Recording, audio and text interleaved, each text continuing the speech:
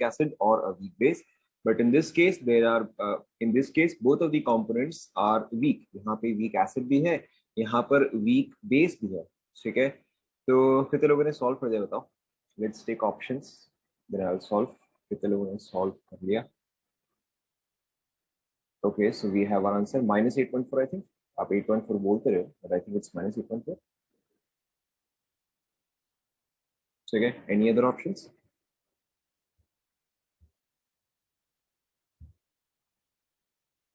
Any other options? अच्छा, +8.4. Okay, ठीक है. Okay.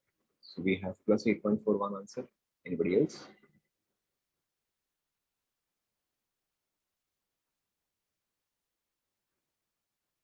-8.4. Okay. Anybody else?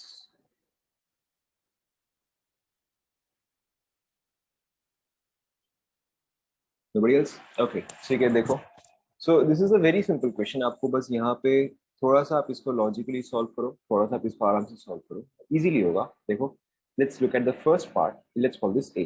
ठीक है, लेट्स कॉल दिस ए. तो अगर 3 इक्विवेलेंट का एनर्जी जो है वो -30 है, ठीक है, तो बताओ एक इक्विवेलेंट का कितना एनर्जी होगा? करेक्ट, -10 होगा. ठीक है, तो एक एनर्जी का इक्विवेलेंट जो हुआ वो -10 हुआ. नाउ आइडियली अगर दोनों ही स्ट्रॉन्ग होता, ध्यान दो, अगर दोनों ही स्ट्रॉन्ग होता तो कितना एनर्जी रिलीज होता? कितना एनर्जी रिलीज होता बताओ? करेक्ट, -13.7 होता. ठीक है, -13.7 होना चाहिए, लेकिन क्योंकि इन दोनों में से एक कंपोनेंट जो है वो वीक है, तो -13.7 के जगह -10 है. What is the difference here? Difference यहाँ पे कितना आया बताओ? करेक्ट, डिफरेंस जो है वो आपका आया 3.7. ठीक है, तो ये 3.7 जो है वो डिसोसिएशन एनर्जी है of which one? Ammonium hydroxide, let's call this 1, और HCl2. ठीक है, ऑब्वियसली 1 का आएगा. ठीक है, इन this case here NH4OH has a dissociation energy of 3.7 पर इक्विवेलेंट. यस और नो? यहाँ तक सभी को समझ में आया? ठीक है, अब मेरे ख्याल से बाकी का तो आपको इजीली समझ में आ ही गया है. Now the next what you need to do is, अच्छा अब अगर 5 इक्विवेलेंट का एनर्जी जो है वो 45 है, तो 1 इक्विवेलेंट का कितना आएगा बताओ? करेक्ट, -9 आएगा. ठीक है, और अगर -9 आता है तो बताओ अब यहाँ पे डिसोसिएशन एनर्जी कितना रिक्वायर्ड है फॉर CH3COH? ऑब्वियसली यही कंपोनेंट जो है वो यहाँ पे वीक है, तो ये आपका आ गया 4.7. ठीक है, सो 1 equivalent of NH4OH requires 3.7 amount of energy. 1 equivalent of CH3COH requires 4.7 of energy. तो जब आपका ये और ये दोनों ही रिएक्ट करे तो this will absorb some amount of energy, this will absorb some amount of energy. तो in this case आप कैसे निकालोगे? Very simply, delta H is equal to strong वाला which is -13.7 plus delta H dissociation. In this case बस जो है आप दोनों का ही dissociation ऐड कर दो. तो ये देखो आपका क्या आएगा? -13.7 प्लस 4.7 प्लस 3.7. ठीक है, तो ये देखो आपका क्या आएगा?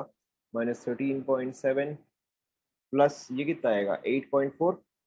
ठीक है, तो अगर आप इन दोनों का डिफरेंस देखोगे तो ये आपका कितना आ जाएगा? This is 5.3. ठीक है, ये क्या भाई, किसने भी सही आंसर नहीं दिया? देखो, चेक करो. ठीक है, तो 1 इक्विवेलेंट जो है वो आपका एनर्जी रिलीज करेगा -5.3. ठीक है, तो वेरी सिंपल, 10 इक्विवेलेंट कितना एनर्जी रिलीज करेगा? 53 रिलीज करेगा. तो किसने भी सही आंसर नहीं दिया, ये क्या हुआ भाई?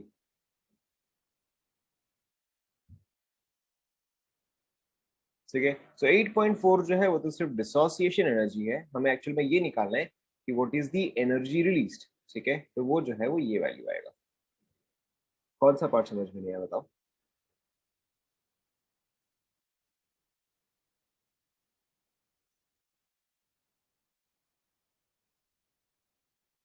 लास्ट में देखो क्या है हमारा. देखो एसेंशियल रिएक्शन क्या है, ये हमारा एसेंशियल फॉर्मूला क्या है कि delta H is equal to -13.7 plus delta S dissociation. ठीक है, ये फॉर्मूला तो हमें क्लियर है.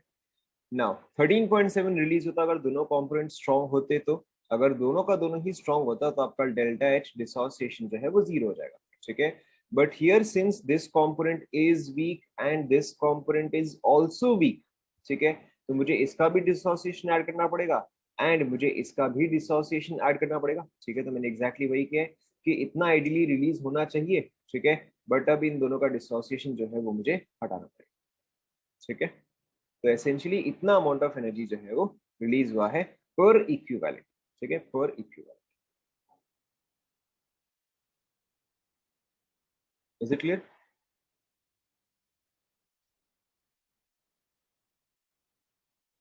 Okay, moving on. Okay, so let's see if you can finish up thermochemistry today, ठीक है। तो थोड़े बहुत और डेफिनेशंस बाकी है, स्टार्ट करते हैं। Let's try to finish this today. Okay, now the next definition is your standard enthalpy of atomization. ठीक है, फटाफट आप लोग लिखते जाओ। Standard enthalpy of atomization, it is the enthalpy change. It is the enthalpy change when 1 mole of atoms is formed, when 1 mole of atoms is formed from, when 1 mole of atoms is formed, when 1 mole of atoms is formed from the element, from the element in its standard state, in its standard state under standard conditions. Copy कर लो थोड़ा सा।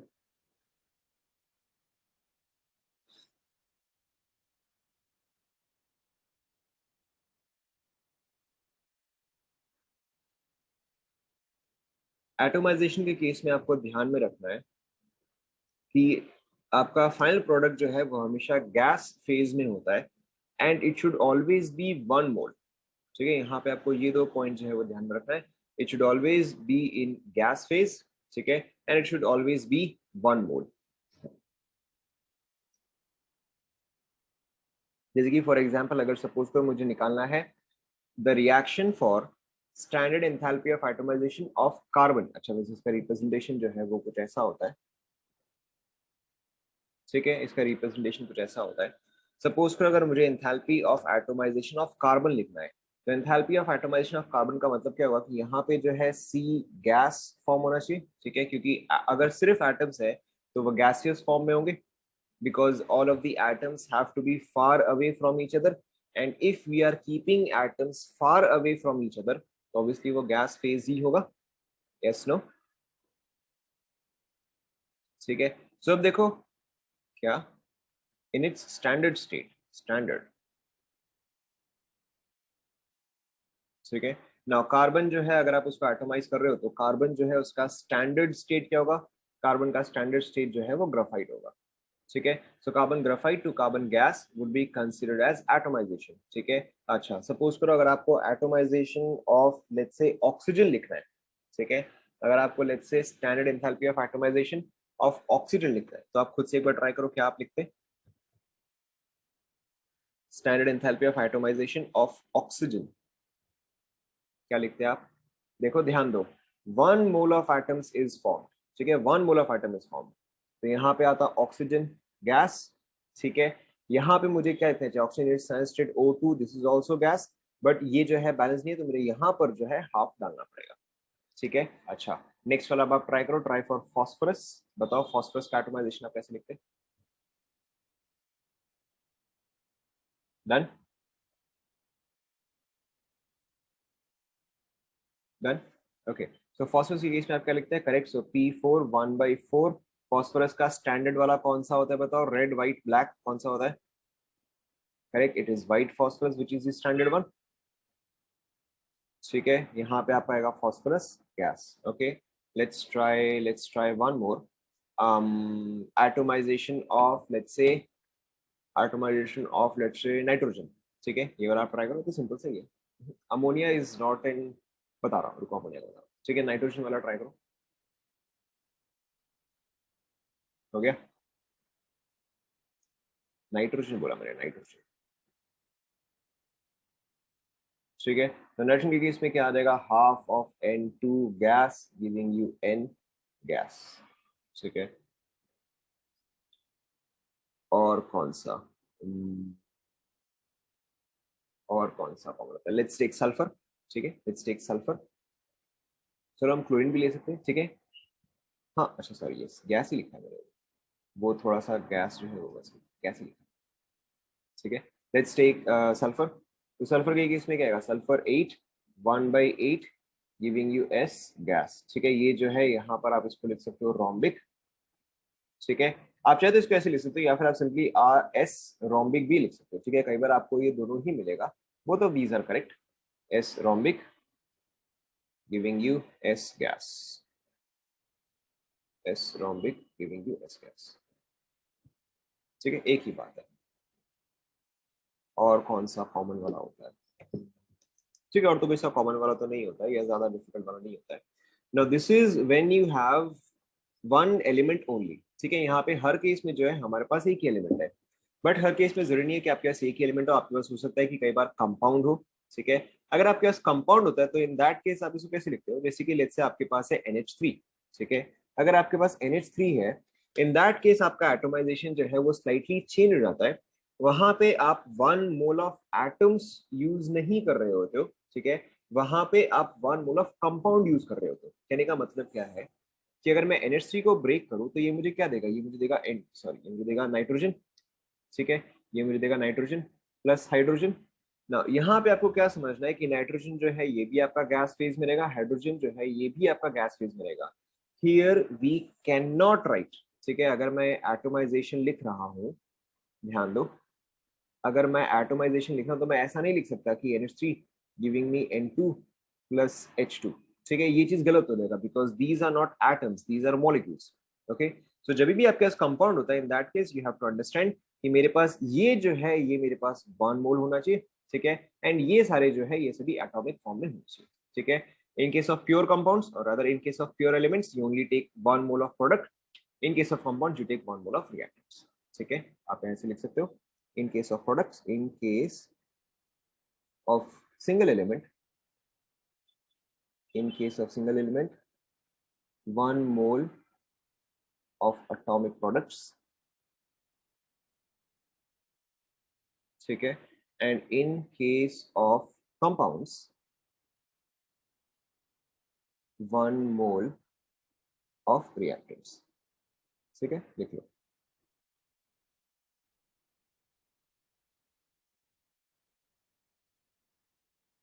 Obviously आप इसको atomise तो कर ही सकते हो, इसको एटोमाइज करने का मतलब क्या हुआ कि आप इसको एटम्स में कन्वर्ट कर रहे हो। एटोमाइजेशन इज एटम्स में कन्वर्ट, बस इतना ही।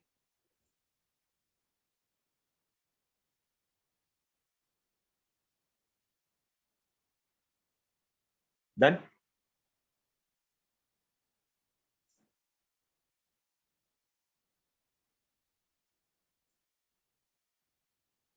Next is standard enthalpy enthalpy of phase change एक सेकेंड, कॉपी कर लो थोड़ा सा,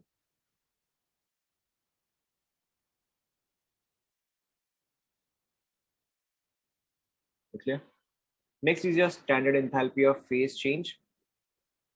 ठीक है, अब यहाँ पे देखो फेज चेंज में आपके काफी सारे पॉसिबल है। ठीक है, जैसे कि सपोज करो अब ये ट्रायंगल तो देखो आपने देखा ही होगा कि सॉलिड, ठीक है, लिक्विड एंड गैस।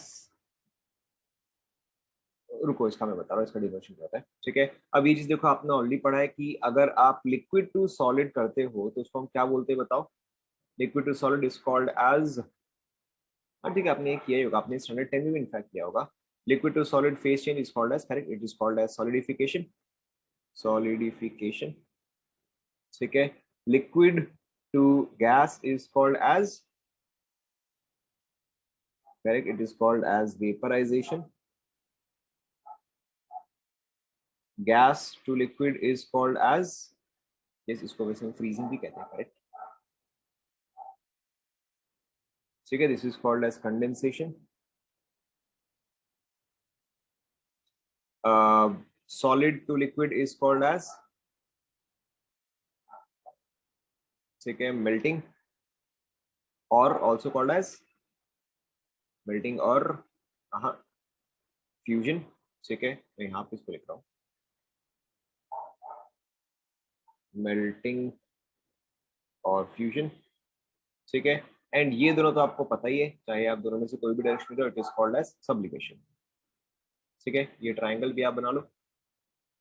तो एंथैल्पी ऑफ फेज चेंज जो है वो इसमें से कोई सा भी हो सकता है। ठीक है, it can be standard enthalpy of solidification, ठीक है, और कंडेंसेशन और वेपराइजेशन और सब्लिमेशन और मेल्टिंग और फ्यूजन। ठीक है, तो यहाँ पे फेज चेंज जो है वो इसमें से कोई सा भी हो सकता है।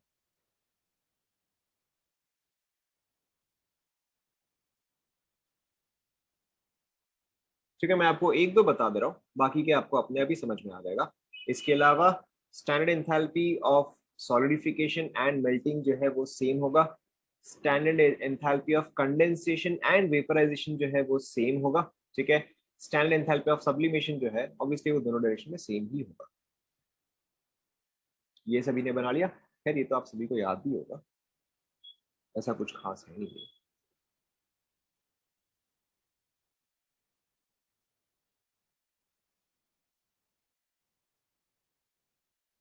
यहाँ तक लिख लिया क्या?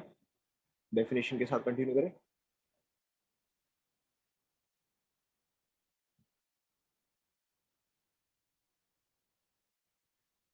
ओके, तो देखो डेफिनेशन में यहाँ पे क्या आता है, हम इसमें कंटिन्यू कर रहे हैं।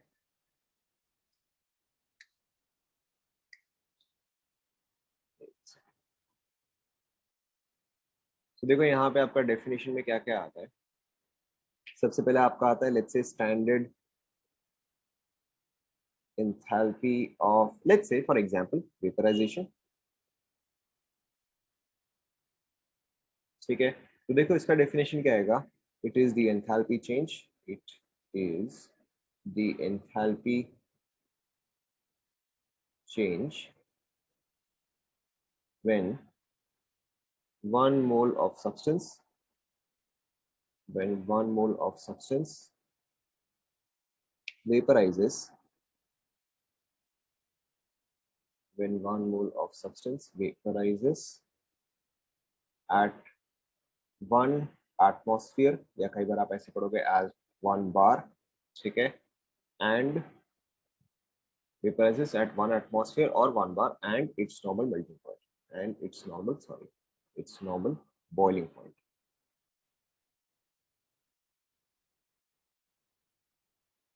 ठीक है, यहाँ पे आप डेफिनेशन याद करो स्टैंडर्ड कंडीशंस का। स्टैंडर्ड कंडीशन के केस में हमने क्या लिखा था कि प्रेशर इज 1 atmosphere और 1 bar। Okay, but the temperature can be any temperature, temperature can be any temperature but it is usually taken at 25।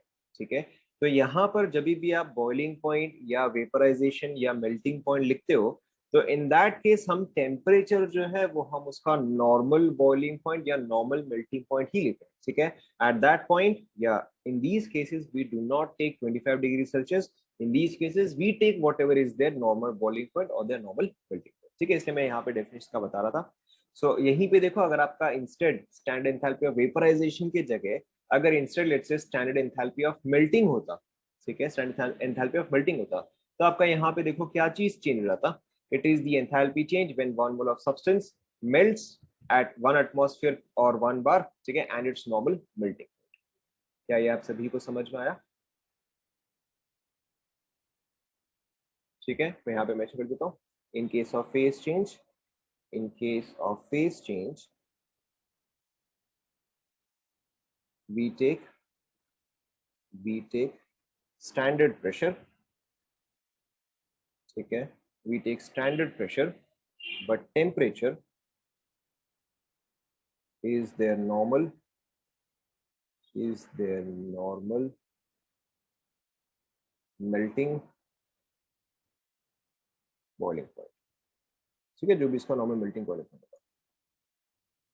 मेरे ख्याल से बाकी के डेफिनेशन तब आपको समझ में आ ही गए हैं, I don't have to write the rest.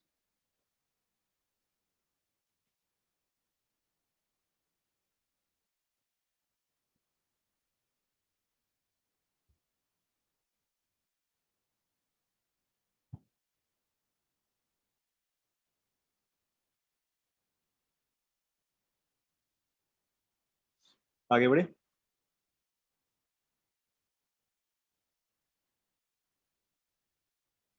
ठीक है, अब देखो इसी पे हम एक पॉइंट डिस्कस करेंगे। ठीक है, इसी पे देखो हम एक पॉइंट डिस्कस करेंगे कि लेट्स से अगर आपका जो है सॉलिड से लेके लिक्विड में कन्वर्ट हो रहा है। ठीक है, लेट्स से कि आपका सॉलिड से लिक्विड लेके लिक्विड में कन्वर्ट हो रहा है, this is called as melting. ठीक है, एंड बताओ मेल्टिंग के टाइम पे सॉलिड जो है वो हीट अब्सॉर्ब करेगा या रिलीज करेगा।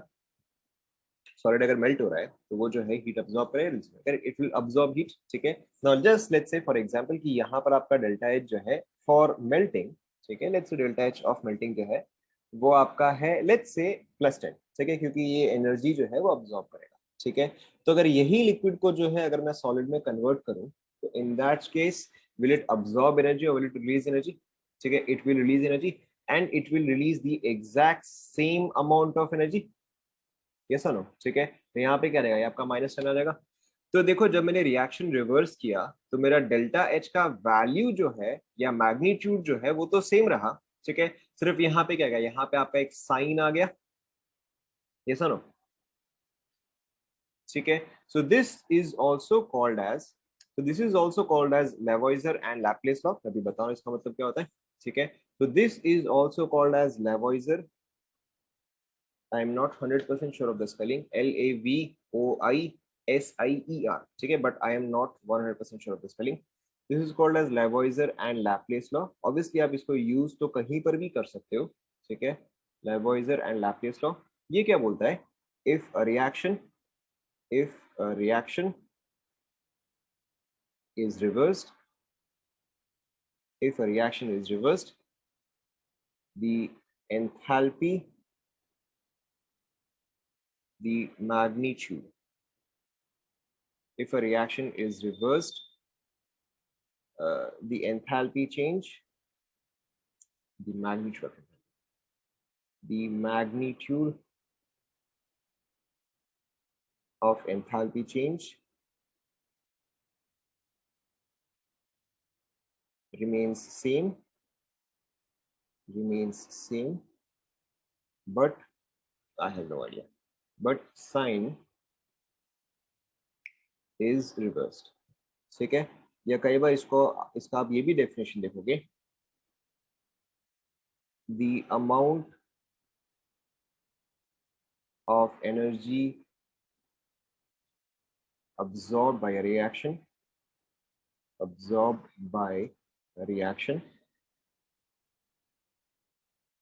is equal to the amount of energy released, is equal to the amount of energy, फटाफट कॉपी कर लो, of energy released if the reaction is reversed।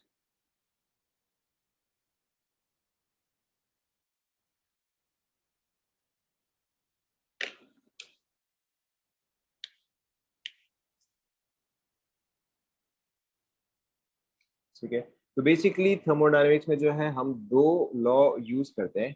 ठीक है, first law is your Lavoisier and Laplace law, this is your first law that we use. And second law जो है वो हम already पढ़ चुके at the very beginning.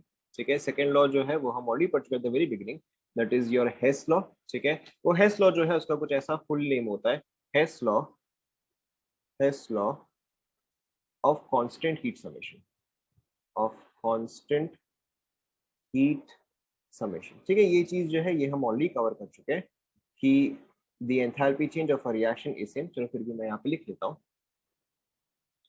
The enthalpy change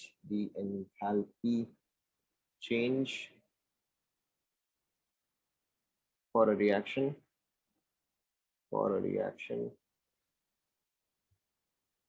is same whether it is carried out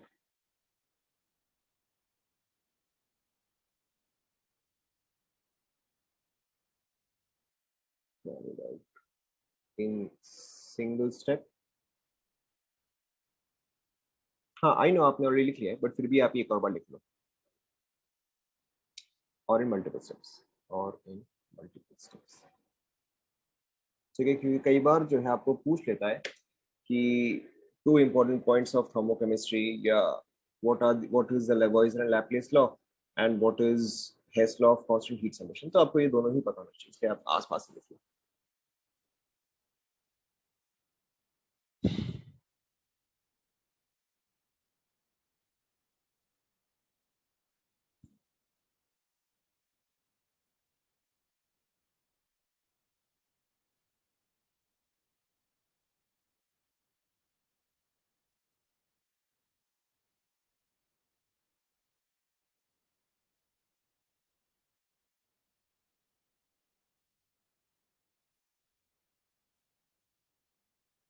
यहाँ तक complete हो गया।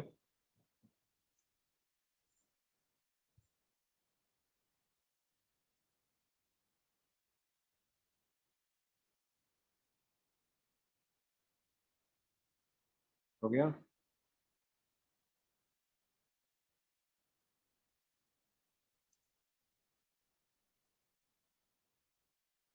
सभी का कंप्लीट, आगे बढ़े। आगे बढ़ते हैं। Next is your Kirchhoff's law. Next is your Kirchhoff's law. ठीक है, जो मैं आपको 4 बार पूछ रहा हूँ कि हो गया क्या, अब आप बोला करो।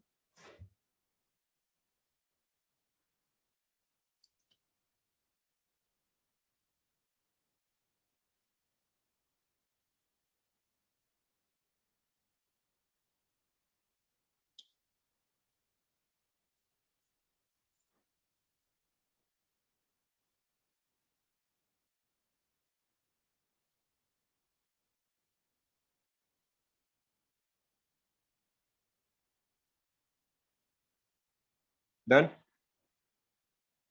Okay, next is your Kirchhoff's law. ठीक है, अब देखो किरचॉफ लॉ जो है वो बेसिकली आपको क्या बोलता है कि अगर आपका रिएक्शन है ए गिव्स यू बी, ठीक है, अगर आपका रिएक्शन है A gives you B and this is carried out at temperature T1, ठीक है, क्या टेम्परेचर T1 आप रिएक्शन कैरी आउट कर रहे हो, ए गिव्स यू बी, तो यहाँ पर आपका जो भी डेल्टा एच है that is let's say delta H1। ठीक है, तो अगर आप यही रिएक्शन को जो अगर आप टेम्परेचर T2 पे कैरी आउट करते हो तो आपका डेल्टा एच जो है वो आपका आएगा डेल्टा H2।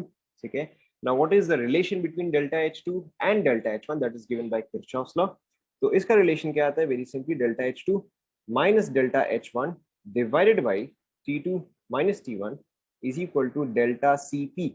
ठीक है, नाउ यहाँ पे देखो डेल्टा Cp क्या होता है, Cp of product minus Cp of reactant. मैं यहाँ पे इसको समझता हूँ, माइनस Cp ऑफ रिएक्टेंट। ठीक है, पहले आप ये लिख लो फिर मैं आपको समझाता हूँ।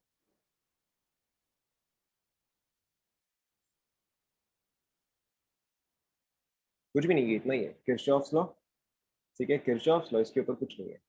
ये क्या बताया कि अगर एक टेम्परेचर आप T1 पे कैरी सॉरी अगर आप एक रिएक्शन जो है वो T1 टेम्परेचर पे कैरी आउट कर रहे हो एंड अगर इसका एंथैल्पी चेंज जो है वो H1 है, अगर आप सेम रिएक्शन को T2 टेम्परेचर पे कैरी आउट कर रहे हो एंड उसका एंथैल्पी जो है वो H2 है, डेल्टा H2 है, तो delta H2 and delta H1 में रिलेशन क्या होगा, delta H2 minus delta H1 divide by T2 minus C1 is equal to delta Cp। ठीक है, पहले आप ये लिख लो फिर मैं समझाता हूँ। इसका कोई स्टेटमेंट नहीं है एज सच।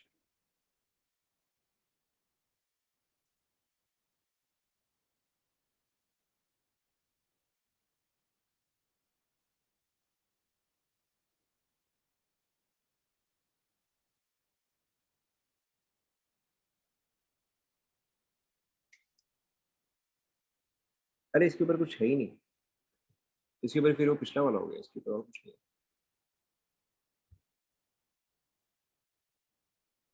ये वाला लिख लिया ना आपने।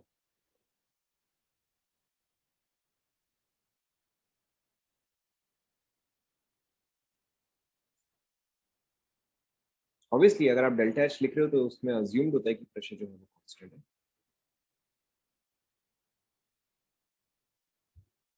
अगर हम डेल्टा एच लिखे तो ऑब्वियसली प्रेशर जो है वो कांस्टेंट होगा।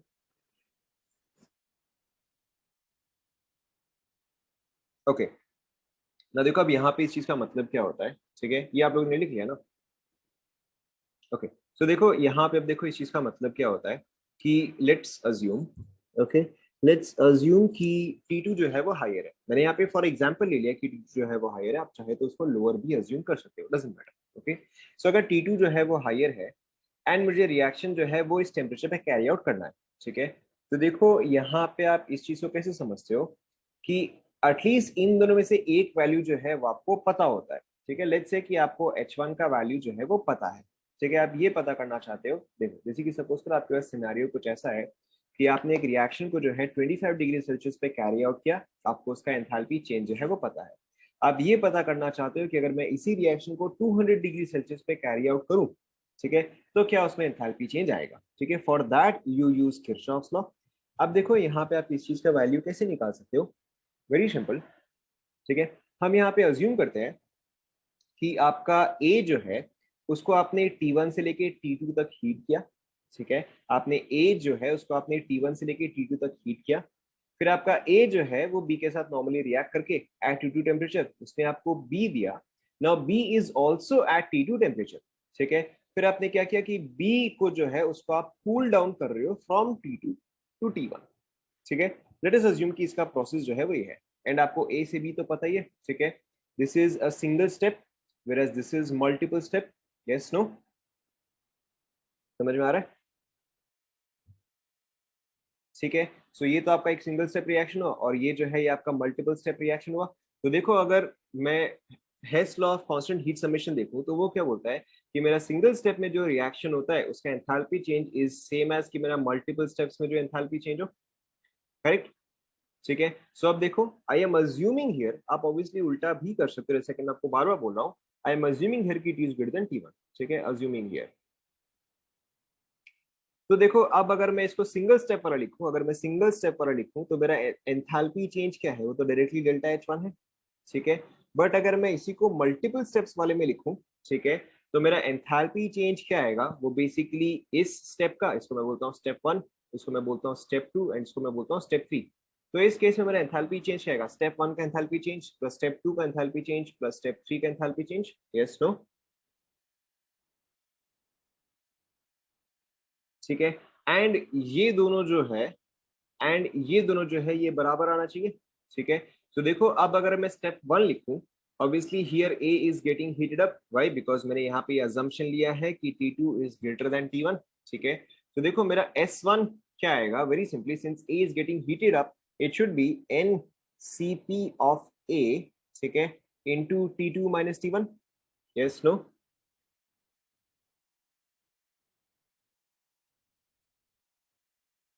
ठीक है, plus S2 that is enthalpy change, तो इसका तो वैल्यू जो है वो मैं डायरेक्टली प्लस डेल्टा H2 लिख सकता हूँ। अरे फर्क नहीं पड़ता, हम यहाँ पे क्योंकि हम जनरली डेल्टा एच से ही रिलेट करते हैं ना, एंड आपका डेल्टा एच क्या होता है, डेल्टा एच तो आपका NCPDT होता है ना, इसीलिए, ठीक है। हम अभी तक डिस्कस क्या करें, हम अभी तक एंथैल्पी डिस्कस करते आ रहे हैं, ठीक है। ना ध्यान दो, प्लस H2, इस स्टेप का एंथैल्पी चेंज क्या है, वो तो H2 है, ठीक है। लास्ट स्टेप का S3 का एंथैल्पी चेंज आप मुझे बताओ, लास्ट स्टेप का क्या आएगा,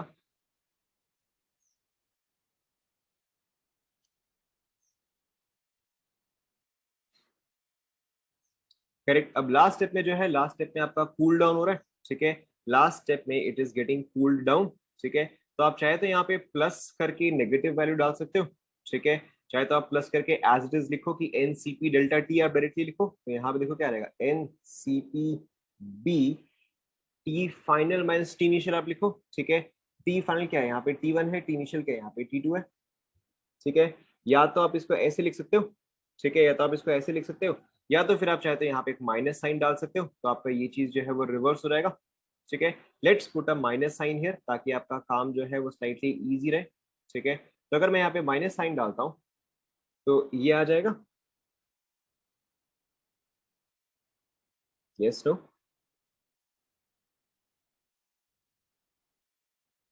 ठीक है।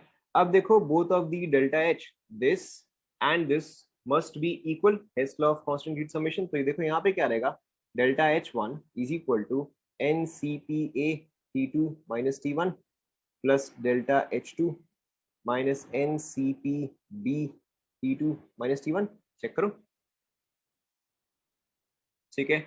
इन दोनों टर्म्स को मैं यहाँ भेजता हूँ, इसको जो है मैं यहाँ लेकर आता हूँ, तो देखो मेरा क्या एक्सप्रेशन आएगा, n C p B T2 minus T1 into, sorry, not into, minus NCPA T2 minus T1 is equal to delta H2 minus delta H1. देखो चेक करो.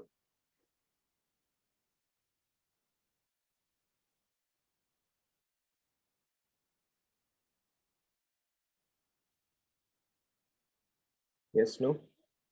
ठीक है, बाकी का तो अब आपको समझ में आ गया. T2 minus T1 को अगर हम कॉमन लेते हैं तो क्या आ जाएगा, NCPB minus NCPA is equal to delta H2 minus delta H1 divided by T2 minus T1. तो B क्या है, प्रोडक्ट साइड है, A क्या है, आपका रिएक्टेंट साइड है, तो इसलिए आपका ये क्या आ गया, delta CP is equal to delta H2 minus delta H1 by T2 minus T1. ठीक है, कॉपी कर लो. बट इसका डेरिवेशन जो है that is not at all important. Derivation is not at all important. ठीक है, ये बस मैंने आपको एक बार के लिए बता दिया.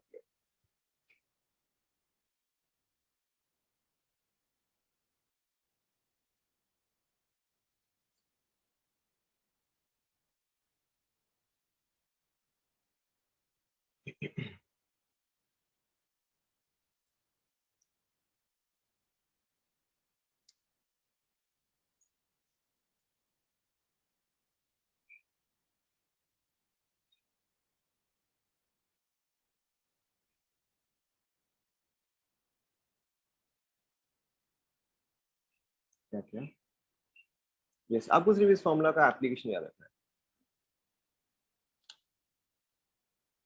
Single step and multi step, ये आपका सिंगल स्टेप रिएक्शन हुआ. सिंगल स्टेप पे तो आपका डायरेक्टली स्टेप H1 हुआ. ठीक है, मल्टीपल स्टेप यानी कि 1 2 एंड 3, तो इन तीनों का समेशन जो है that has to be equal to the single step one. ठीक है,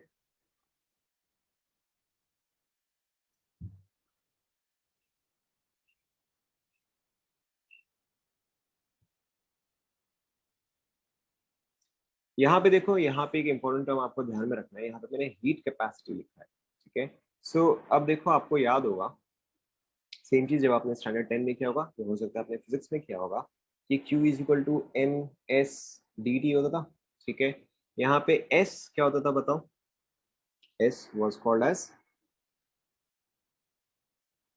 yeah, S is called as, correct, S is called as specific heat capacity. ठीक है, S is called as specific heat capacity. M into S को मिला के हम क्या बोलते हैं. ठीक है, आपको ध्यान में रखना है कई बार जो आपका एम एस होता है, small S represents specific heat capacity. ठीक है, कई बार इसी को आप एज कैपिटल एस लिखते हो. ठीक है, या एम इंटू एस जो है, एम इंटू एस टोटल, ये आपका रिप्रेजेंट करता है हीट कैपेसिटी. ठीक है, this is no longer specific heat capacity, this is heat capacity. ठीक है, तो यहां पर भी एग्जैक्टली exactly वही है. ठीक है, कि यहां पर हमने एनसीपी लिखा है, बट यहां पे हमने सिर्फ सीपी लिखा है. तो in this case what you have to understand कि this here stands for molar heat capacity, but this here is not molar heat capacity, this here is just heat capacity. तो इसमें ऑलरेडी एन जो है वो multiply हो रखा है. क्या ये आपको समझ में आया. ठीक है, this is not molar heat capacity, this is heat capacity, यानी कि एन जो है वॉल्यूम मल्टीप्लाई किया गया है. कई बार हो सकता है आप इसको बुक्स में ऐसे देखो कि आपका छोटे में अगर आपको सीपी दिया हुआ है तो ये आपका होता है मोलर हीट कैपेसिटी. ठीक है, बट अगर आपको कैपिटल सीपी दिया हुआ है तो इसका मतलब होता है हीट कैपेसिटी. ठीक है, तो here it is heat capacity. Clear to everyone.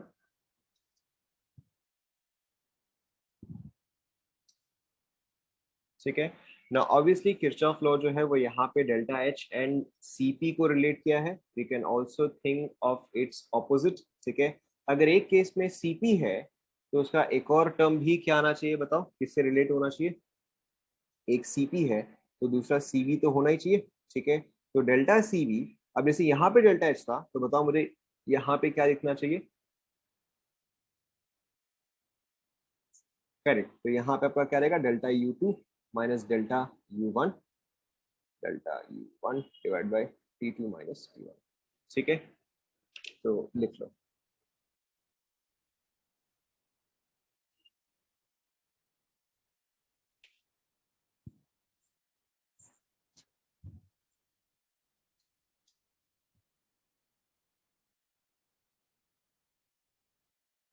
Done.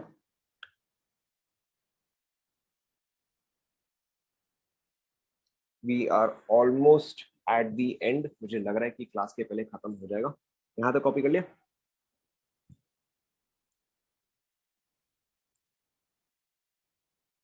ठीक है, तो there are some particular question जो कि आपको पता होना चाहिए, ठीक है, या there are rather some particular concepts जो कि आपको पता होना चाहिए। यहाँ तक कंप्लीट कर लिया?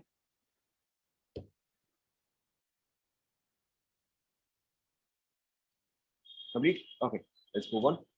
सो देखो, सपोज करो अगर आपको निकालना है डेल्टा एस, ठीक है, delta S for the following, कि यहाँ पे डेल्टा एस जो है वो इंक्रीज करे या डिक्रीज करे, ठीक है। Let's take a very simple example, अगर आप let's say solid to liquid जा रहे हो, ठीक है, you are going from solid to liquid, ठीक है, आप खुद से सोचो कि एंट्रोपी जो है वो इंक्रीज करना चाहिए या डिक्रीज करना चाहिए, ठीक है। नाउ सॉलिड एंड लिक्विड में in which case is gaseous molecules moving more randomly? Obviously आपका लिक्विड फेज में जो है मॉलिक्यूल्स जो है ज्यादा रैंडमली मूव कर रहे हैं। तो अगर मैं सॉलिड से लिक्विड में जा रहा हूं, यानी कि डिसऑर्डर जो है वो क्या कर रहा है, वो इंक्रीज कर रहा है, ठीक है। So here obviously my entropy is increasing, ठीक है। डेल्टा एस जो है वो आप डायरेक्टली लिख सकते हो as entropy of products minus entropy of reactants, and not just delta S, आप डेल्टा एच भी ऐसे लिख सकते हो, this is your enthalpy of product minus enthalpy, sorry enthalpy, एक second, minus enthalpy of reactant, enthalpy of reactant, ठीक है। And आप डेल्टा जी को भी वैसे ही लिख सकते हो, G of product minus G of reactant, ठीक है। आप चाहे तो इसको हो सकता है इस फॉर्म में देखो, ठीक है, या फिर हो सकता है आप इसको इस फॉर्म में देखो, दोनों में से किसी भी फॉर्म में देखो, दोनों ही जो है वो आपका करेक्ट है, ठीक है। Whichever form you see both of these are correct. If suppose करो आप जा रहे हो from gas to let's say liquid, ठीक है, बताओ यहाँ पे एंट्रोपी क्या कर रहा है, इंक्रीज या डिक्रीज, ठीक है। क्लियरली यहाँ पे एंट्रोपी जो है वो डिक्रीज कर रहा है, ठीक है। Now one more very common example, suppose करो अगर आपको कुछ ऐसा रिएक्शन दिया जाए, let's say you have N2 plus 3H2 giving you 2NH3, ठीक है। अब अगर आपको यहाँ पे डेल्टा एस पूछा जाए कि यहाँ पे डेल्टा एस जो है वो इंक्रीज कर रहा है या डिक्रीज कर रहा है, ठीक है। नाउ वेरी सिंपल, यहाँ पे है 4 मोल्स ऑफ गैस, यहाँ पे है 2 मोल्स ऑफ गैस, ठीक है। बताओ 4 moles of gas 2 moles of gas, कहाँ पे एंट्रोपी जो है वो हाइयर होगा, 4 मोल्स या 2 मोल्स? कहाँ पे डिसऑर्डर जो है वो ज्यादा होगा? ऑब्वियसली 4 मोल्स में डिसऑर्डर जो है वो ज्यादा होगा, ठीक है। अगर आपकी एक सेक्शन को पिकनिक के लिए लेके जाया जाए वर्सेस आपके दोनों सेक्शन को पिकनिक के लिए लेके जाया जाए, तो कहाँ पे डिसऑर्डर जो है वो ज्यादा होगा?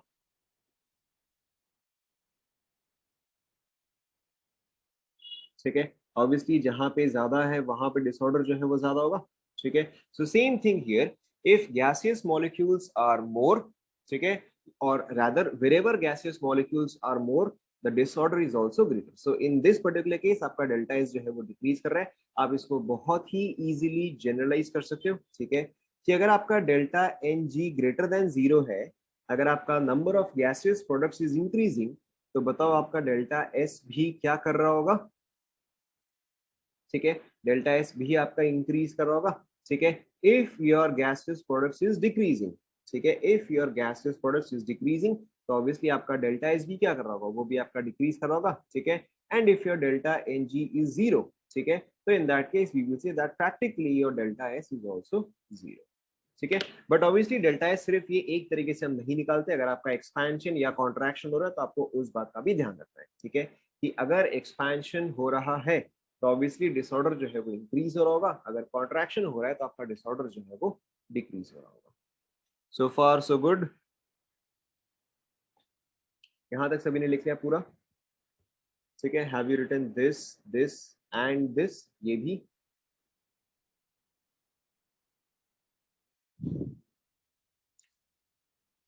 लिख लिया?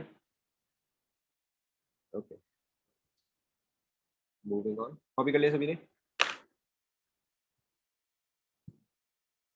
एक्सपेंशन में इंक्रीज होगा ना, भाई आपके पास एक छोटा सा प्लेग्राउंड है वर्सेस एक बड़ा सारा प्लेग्राउंड है, ठीक है, कहाँ पे डिसऑर्डर ज्यादा होगा? बड़े प्लेग्राउंड में ऑब्वियसली।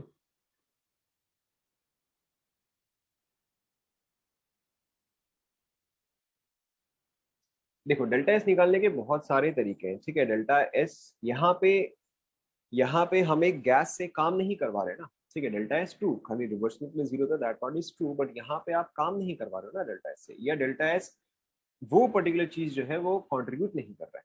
ठीक है, यहाँ पे नंबर ऑफ गैसेस मॉलिक्यूल्स जो है वो डेल्टा एस को कंट्रीब्यूट कर रहे हैं। डेल्टा एस जो है वो काफी सारे जगह से आएगा। It can come from expansion, it can come from heat, it can come from work, और it can also come from any reaction. ठीक है, वहां पर जो हम करवा रहे थे वहां पे हम रिएक्शन नहीं करवा रहे थे, वहां पे सिंपली गैस वाज एक्सपैंडिंग और contracting, that was a different thing.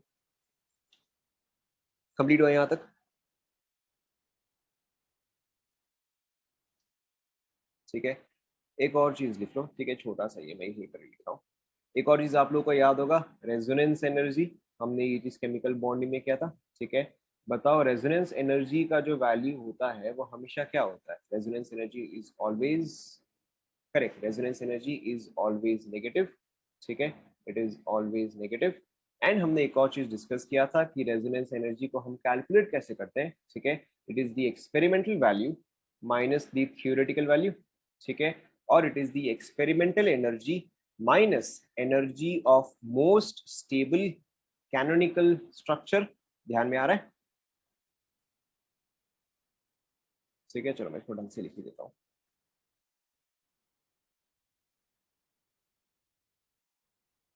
ध्यान में नहीं आ रहा है? ठीक है, चलो मैं कॉमा लिख देता हूँ। रेजोनेंस एनर्जी, ठीक है, इज ऑलवेज negative, always. ठीक है, is always negative, and resonance energy is found out by using experimental value minus theoretical value minus theoretical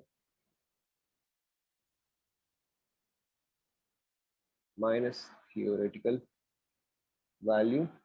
ठीक है, that is energy of resonance hybrid बता रहा हूँ minus energy of most stable canonical structure.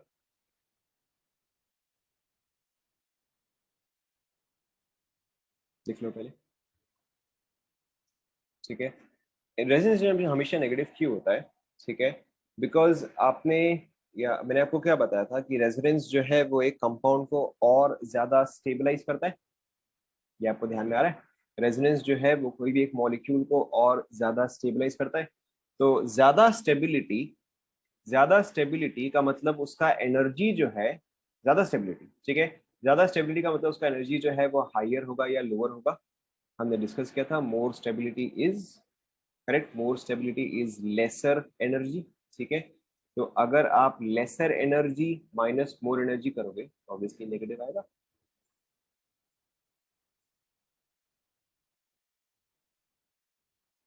Copy कर ले यहाँ तक।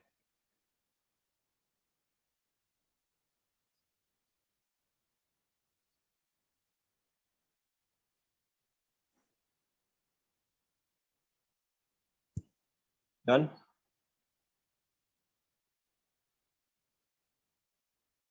सो theoretically या थ्योरी पार्ट जो है आपका थर्मोडायनेमिक्स एंड थर्मोकेमिस्ट्री का यहीं पर ही खत्म होता है। I don't think there is anything more theory part two discuss. इसके अलावा जो भी है वो सब प्रैक्टिस ही है। And as we keep practising questions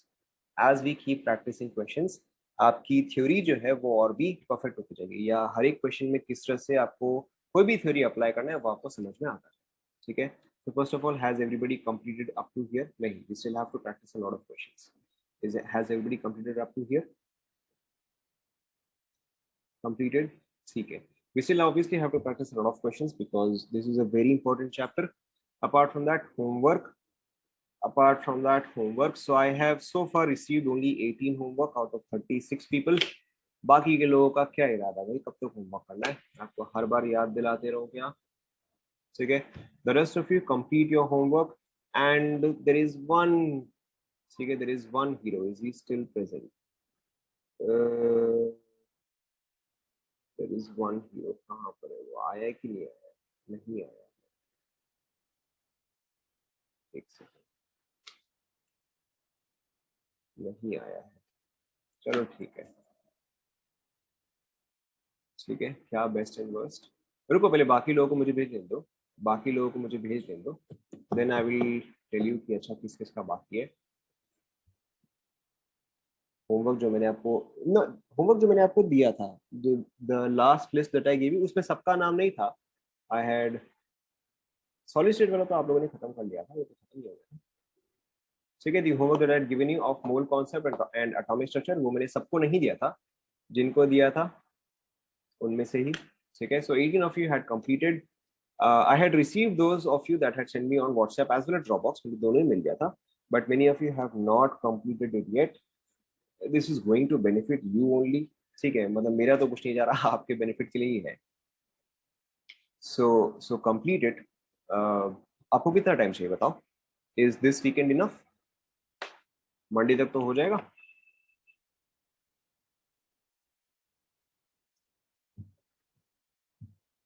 ठीक है, so complete this. So those of you that have not sent, complete it by Monday.